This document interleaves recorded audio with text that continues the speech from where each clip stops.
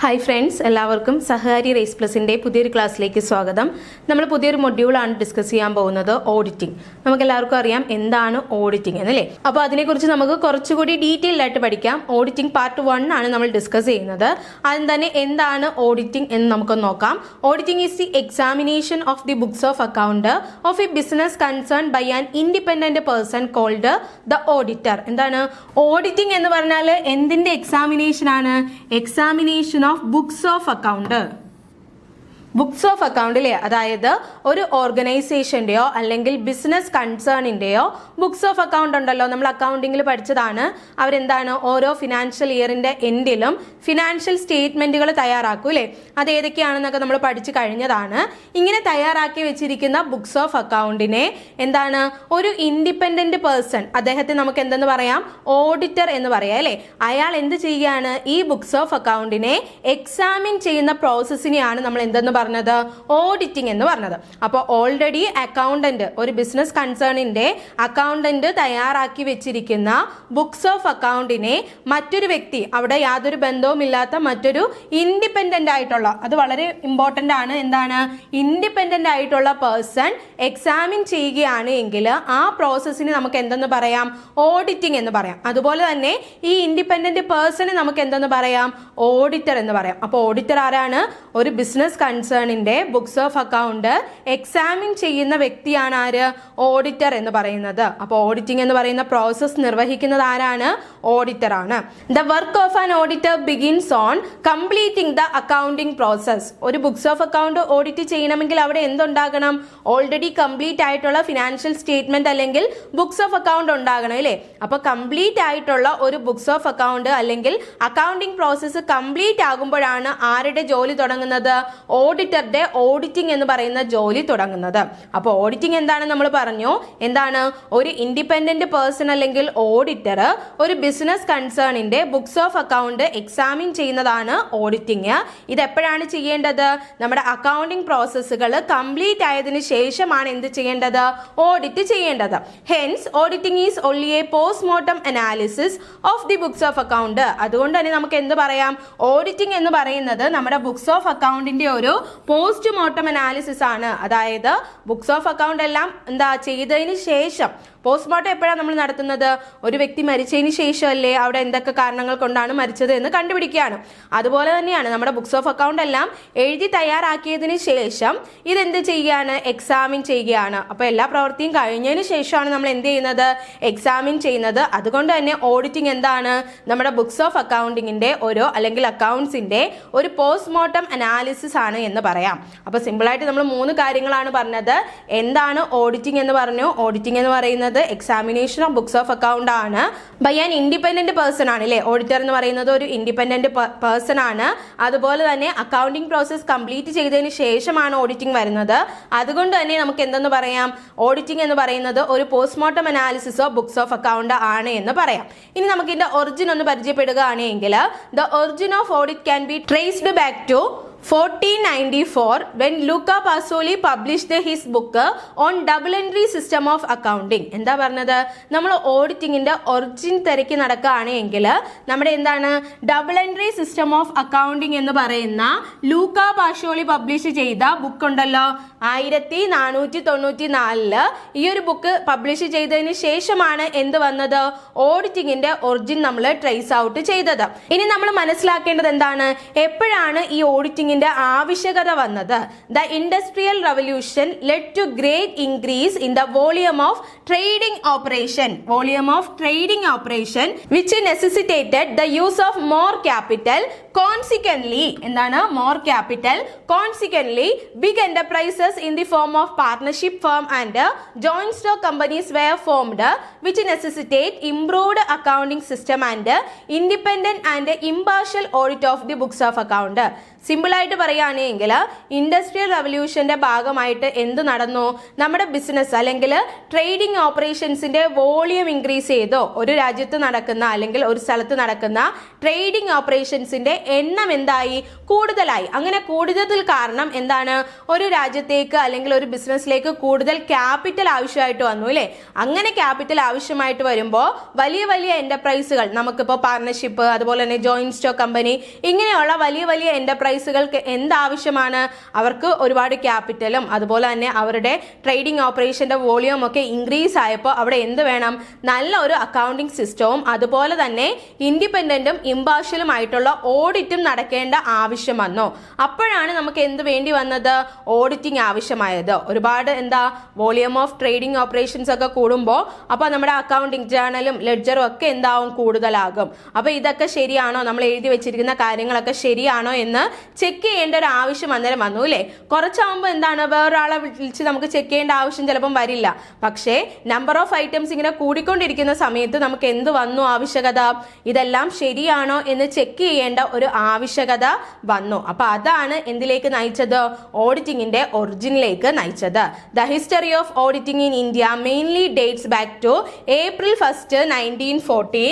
അപ്പോൾ ഇതൊന്ന് അണ്ടർലൈൻ ചെയ്ത് നിങ്ങൾ പഠിക്കണം. ഇന്ത്യയിൽ ഓഡിറ്റിംഗ് മെയിനായിട്ട് സ്റ്റാർട്ട് ചെയ്ത വർഷം, അതായത് കറക്റ്റ് എക്സാക്റ്റ് ആ ഡേറ്റ് എന്നല്ല, ഏകദേശം ഡേറ്റ് വരുന്നത് April 1, 1914 when Indian companies act 1913 come into force. എന്താണ്?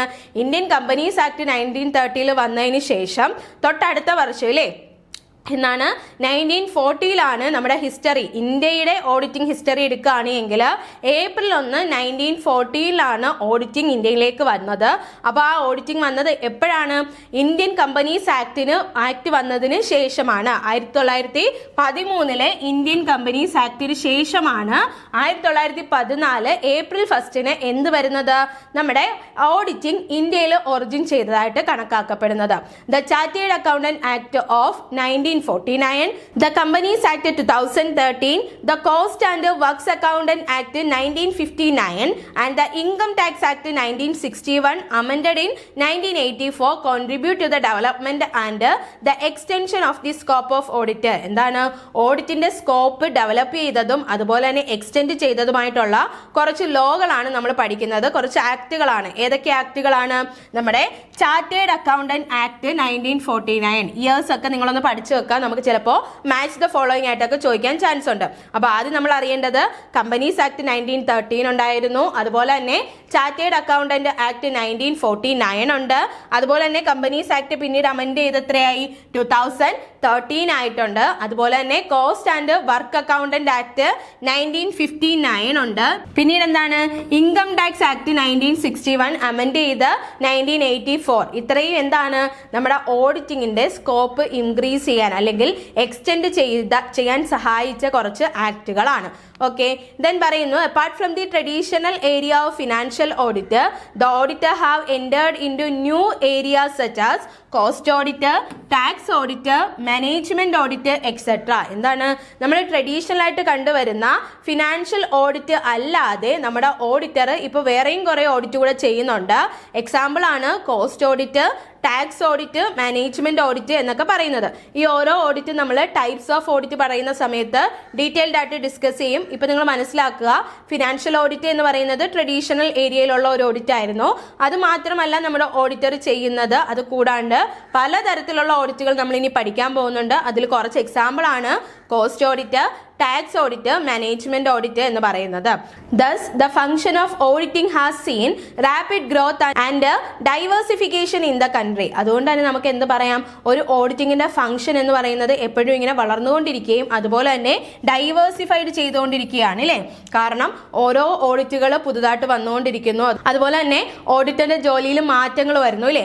അതുകൊണ്ട് തന്നെ നമുക്ക് പറയാം അതൊരു റാപ്പിഡ് ഗ്രോത്ത് ആണ് എന്ന് പറയാവുന്നതാണ്. ഇനി നമുക്ക് എന്താണ് ജസ്റ്റ് അതിന്റെ ഇൻട്രോയിലേക്ക് പോവുകയാണ്. മീനിങ് ആൻഡ് ഡെഫിനിഷൻ ആണ് പറയുന്നത്. ഓഡിറ്റിംഗ് എന്ന് പറയുന്ന വാക്ക് എവിടെ നിന്ന് വന്നു, അതിന്റെ അർത്ഥം എന്താണ്, അതുപോലെ തന്നെ അതിനൊരു ഡെഫിനിഷൻ ഉണ്ടോ, അങ്ങനെയുള്ള കാര്യങ്ങളാണ് ഇനി നമ്മൾ ഡിസ്കസ് ചെയ്യാൻ പോകുന്നത്. പഠിച്ചിരിക്കണം. The word audit is derived from the Latin word audire which means to hear. 3 കാര്യങ്ങൾ നമ്മൾ ഒറ്റ സെന്റൻസിൽ പഠിക്കുകയാണ്. എന്താണ്?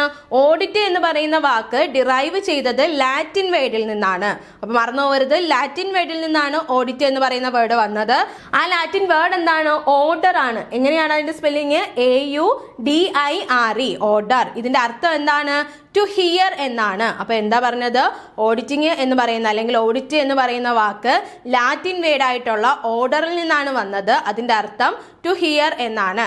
In olden days, person who were responsible for maintaining accounts would read the account in the presence of some responsible and experienced person, ordinarily judges. അതായത് ഈ ഒരു order എന്ന് പറയുന്ന വാക്ക് ടു ഹിയർ എന്ന് നമ്മൾ പറഞ്ഞില്ലേ, അതെങ്ങനെയാണ് വന്നത് എന്ന് ചെറിയൊരു കഥ പോലെ നമുക്കറിയാം. എന്താണ്?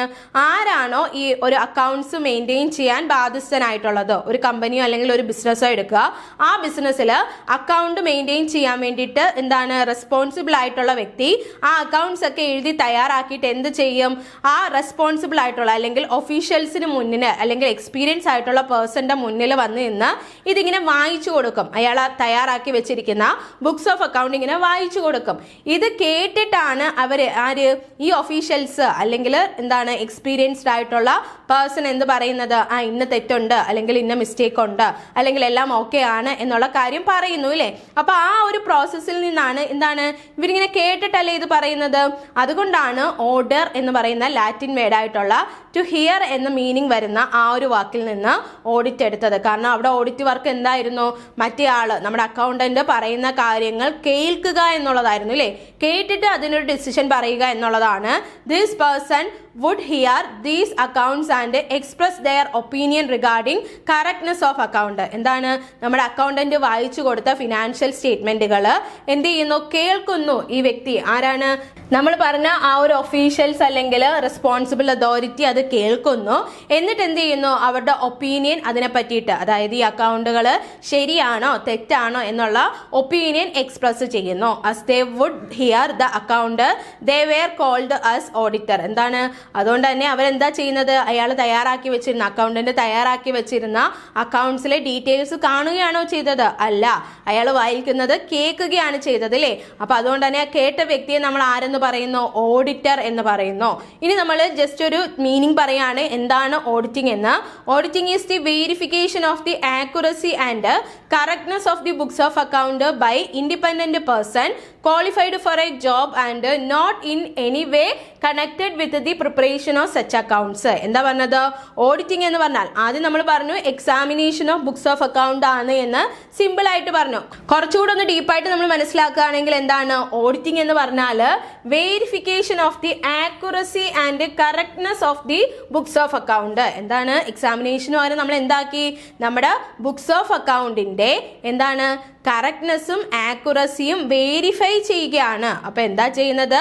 ബുക്സ് ഓഫ് അക്കൗണ്ടിന്റെ കറക്റ്റ്നെസ്സും ആക്യുറസിയും വെരിഫൈ ചെയ്യുന്നു. ആരാ ചെയ്യുന്നത്?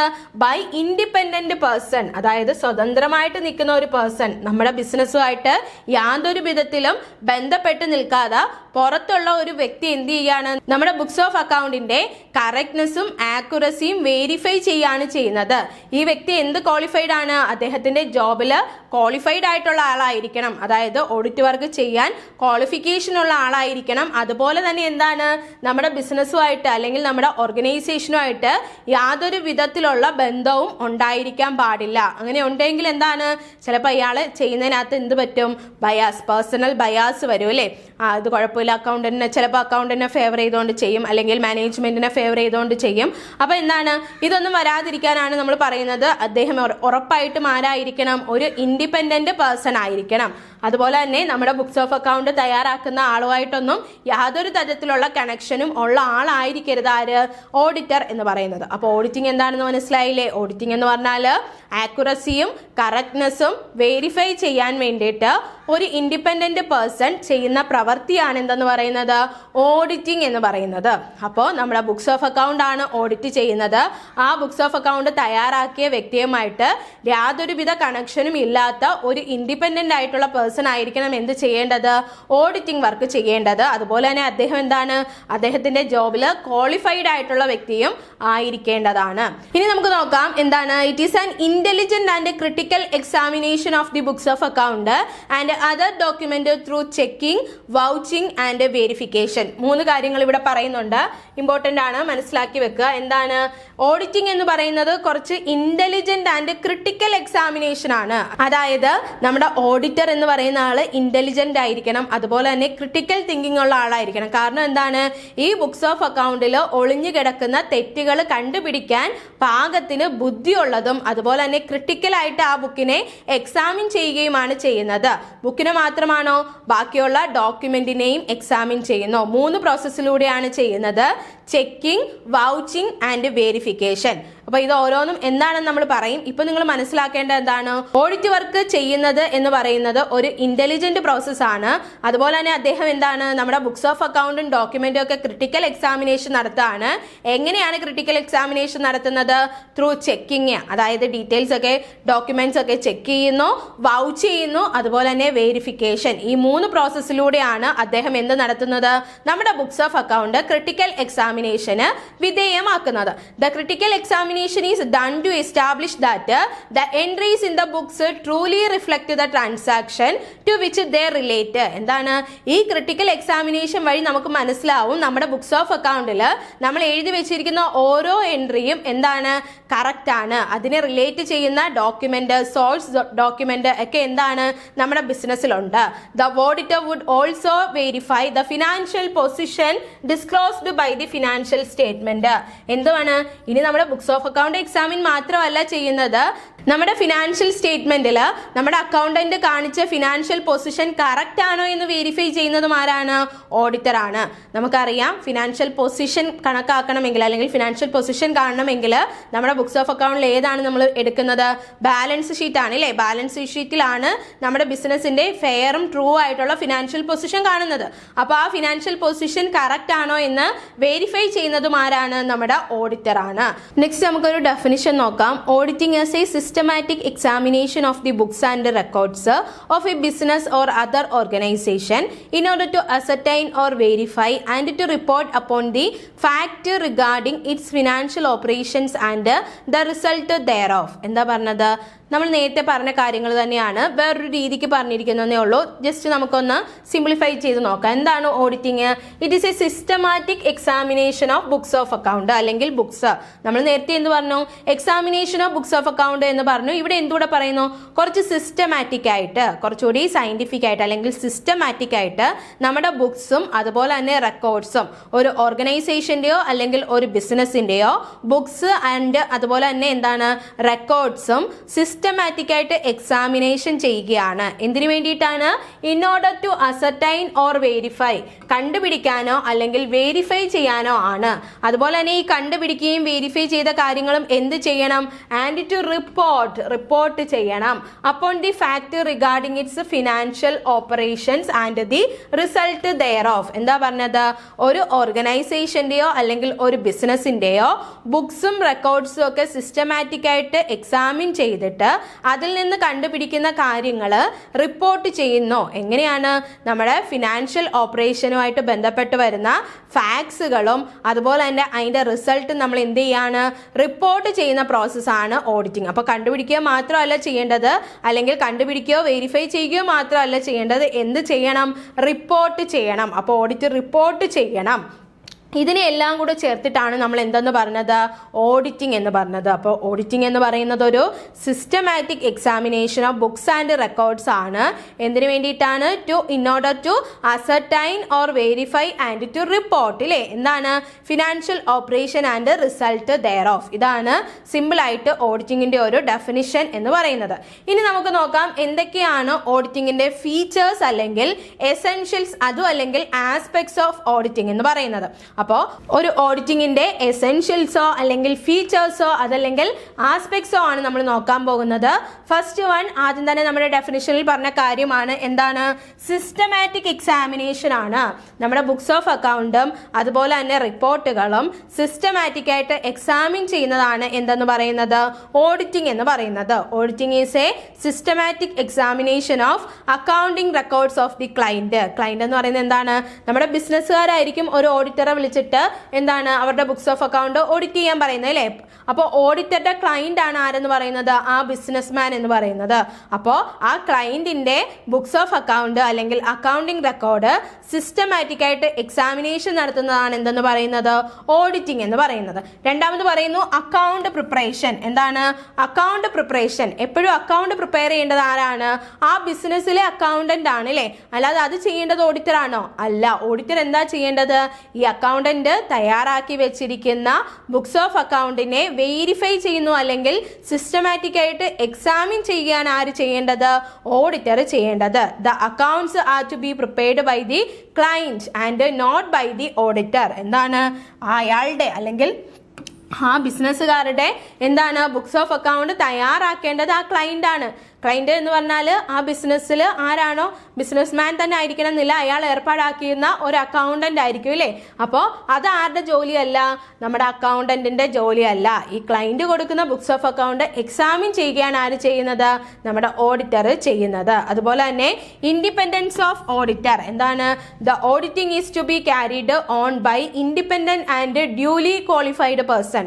നമ്മൾ പറഞ്ഞു നമ്മുടെ ബിസിനസ്സുമായിട്ടോ അല്ലെങ്കിൽ ആ അക്കൗണ്ട് തയ്യാറാക്കിയ വ്യക്തിയുമായിട്ടോ യാതൊരുവിധ കണക്ഷനും ഇല്ലാത്ത വ്യക്തിയായിരിക്കണം ആര്? ഓഡിറ്റർ എന്ന് പറയുന്നത്. അതുകൊണ്ടാണ് നമ്മൾ എന്തെന്ന് പറഞ്ഞത്? Independence of auditor. ഓഡിറ്റർ എന്ന് പറയുന്നത് ഒരു സ്വതന്ത്രമായിട്ട് നിൽക്കുന്ന വ്യക്തിയായിരിക്കണം. അതുപോലെ തന്നെ അദ്ദേഹത്തിന് എന്തുണ്ടാവണം? അദ്ദേഹം ചെയ്യുന്ന ജോലിയിൽ ക്വാളിഫിക്കേഷൻ ഉണ്ടായിരിക്കണം. ഓഡിറ്റർക്ക് എന്ത് ക്വാളിഫിക്കേഷൻ ആണോ വേണ്ടത് അത് അദ്ദേഹത്തിന് ഉണ്ടായിരിക്കണം. അതുപോലെ തന്നെ ആ ബിസിനസ്സുമായിട്ട് എന്താണ് ഒരു ബന്ധവും ഇല്ലാത്ത ഒരു ഇൻഡിപെൻഡന്റ് ആയിട്ടുള്ള വ്യക്തി ആയിരിക്കണം ആരെന്ന് പറയുന്നത്? ഓഡിറ്റർ എന്ന് പറയുന്നത്. അതുപോലെ തന്നെ അടുത്ത് പറയുന്നു എക്സാമിനേഷൻ ഓഫ് റെക്കോർഡ്സ്. എന്താണ്? നമ്മൾ ബുക്സ് ഓഫ് അക്കൗണ്ടും റെക്കോർഡ്സും എന്ത് ചെയ്യും? എക്സാമിൻ ചെയ്യും.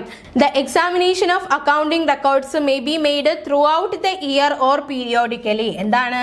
ചിലപ്പം ആ വർഷം ഫുള്ളായിട്ട് അല്ലെങ്കിൽ ആ വർഷത്തിൽ എല്ലായ്പ്പോഴും എന്തുണ്ടാവും? ആ ഒരു ബുക്സ് ഓഫ് അക്കൗണ്ട് എക്സാമിൻ ചെയ്യുന്നുണ്ടാവും. അല്ലെങ്കിൽ എന്താണ്? പീരിയോഡിക്കൽ ആയിട്ടായിരിക്കും എക്സാമിൻ ചെയ്യുന്നത്. എന്തായാലും എന്താ നമ്മുടെ ബുക്സ് ഓഫ് അക്കൗണ്ട് ആര് എക്സാമിൻ ചെയ്യുന്നുണ്ട്? ഓഡിറ്റർ എക്സാമിൻ ചെയ്യുന്നുണ്ട്. അടുത്ത് പറയുന്നു application of accepted tools and techniques. എന്താണ്? ഓഡിറ്റർക്ക് ഇങ്ങനെ സിസ്റ്റമാറ്റിക് ആയിട്ട് ബുക്സ് ഓഫ് അക്കൗണ്ട് എക്സാമിൻ ചെയ്യണമെങ്കിൽ അദ്ദേഹത്തിന് എന്താണ് ഒരുപാട് ടൂൾസും ടെക്നിക്കും ഒക്കെ ഉപയോഗിക്കേണ്ടി വരും. കാരണം ഇതൊക്കെ വെരിഫൈ ചെയ്യണം, വൗച്ച് ചെയ്യണം, അതുപോലെ തന്നെ എന്താണ് ടെസ്റ്റ് ചെയ്യണം. ഇതിനൊക്കെ എന്താണ് പലതരത്തിലുള്ള ടൂളുകൾ നമുക്ക് ഉപയോഗിക്കാൻ പറ്റും. ആർക്ക്? ഓഡിറ്റർക്ക് ഉപയോഗിക്കാൻ പറ്റും. അപ്പോൾ ആ അക്സെപ്റ്റഡ് ആയിട്ടുള്ള ടൂൾസ് ആൻഡ് ടെക്നിക്കുകൾ ഉപയോഗിച്ചുകൊണ്ട് തന്നെ നമ്മുടെ ബിസിനസിന്റെ ഫിനാൻഷ്യൽ ഡേറ്റയെ ആർക്ക് എക്സാമിൻ ചെയ്യാം? ഓഡിറ്റർക്ക് എക്സാമിൻ ചെയ്യാവുന്നതാണ്. The auditor has to examine the accounting records with the help of relevant records, vouchers, documents etcetera by applying accepted tools and techniques of auditing. എന്താണ്? നമുക്ക് അക്സെപ്റ്റഡ് ആയിട്ടുള്ള ടൂൾസ് ആൻഡ് ടെക്നിക്കുകൾ ഉപയോഗിച്ചുകൊണ്ട് എന്താണ് നമ്മുടെ ബിസിനസിന്റെ റെക്കോർഡും വൗച്ചേഴ്സും ഡോക്യുമെന്റും ഒക്കെ എക്സാമിൻ ചെയ്യാനുള്ള ആ ഒരു അവകാശം ആർക്കുണ്ട്? നമ്മുടെ ഓഡിറ്റർക്ക് ഉണ്ട്. അടുത്ത പറയുന്നു reporting of truth and fairness of records. എന്താ?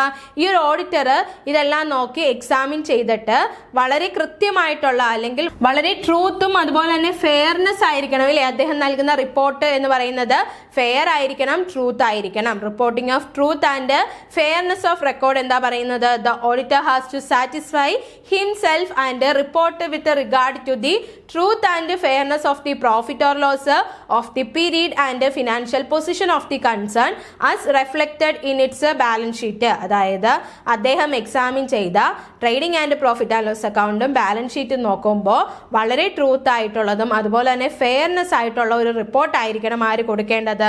അതായത് എന്താണോ അയാൾ ആ ഒരു റിപ്പോർട്ടിൽ അല്ലെങ്കിൽ റെക്കോർഡിൽ കണ്ടത് അല്ലെങ്കിൽ എന്തെങ്കിലും മിസ്റ്റേക്ക് കണ്ടെത്തിയിട്ടുണ്ട് എങ്കിൽ അതിനെ പറ്റിയിട്ട് വളരെ കൃത്യമായിട്ടും ഫെയർ ആയിട്ടും ട്രൂത്ത് ആയിട്ടും ഉള്ള റിപ്പോർട്ട് ആയിരിക്കണം ആര് നൽകേണ്ടത്? ഓഡിറ്റർ നൽകേണ്ടത്. Thank you all.